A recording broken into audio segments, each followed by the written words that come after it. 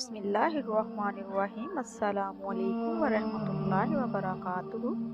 Welcome to my channel. आपके अपने channel पे मैं आपको खुशामदीद कहती हूँ। मेरे अजीज बहन भाइयों, क्या हाल है आपके?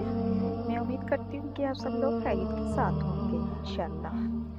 आज एक और नई वीडियो के साथ मैं आप लोगों की खिदमत में हाजिर हूँ। आज मैं आपको बताऊंगी बीमारियाँ इबरत के लिए होती हैं। इरशाद नबी है सल्लल्लाहु अलैहि वसल्लम का मफ़हूम है कि बीमारी से इबरत हासिल करो।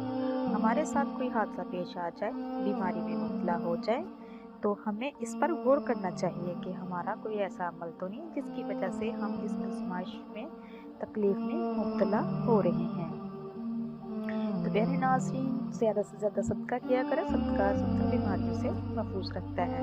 इरशाद नबी सल्लल्लाहु अलैहि वसल्लम का मफ़हूम है कि बीमारी से इबरत हासिल करो, जैसा कि कुरान करीम में इबरत करने का अल्लाह रब्बुल इज़्ज़त ने इरशाद फरमाया है, ए आँखों वालों इबरत हासिल करो। इस दुनिया में हम चलते फिरते लातादाद वाक़यात का मुशाहदा करते रहते हैं। अगर इन अवामिल में गौर किया जाए तो बेशुमार सबक हासिल किए जा सकते हैं। दुनिया में अल्लाह रब्बुल इज़्ज़त ने कोई भी चीज़ बेकार नहीं बनाई। हर मौके के पीछे कोई ना कोई सबक होता है, जिसे अल्लाह से डरने वाले लोग समझते हैं और इबरत हासिल करते हैं। और इन इबरतनाक वाक़यात से जो लोग सबक हासिल नहीं करते, उनके बारे में फरमान रसूल सल्लल्लाहु अलैहि वसल्लम ने फरमाया, मुनाफिक जब बीमार होता है और फिर अच्छा हो जाता है तो इसकी मिसाल इस ऊँट की से होती है जिसे इसके मालिक ने बांधा तो इसके समझ में ये ना आया कि क्यों बांधा, और जब खिलाया तो वो कुछ ना समझ सका कि क्यों खिलाया।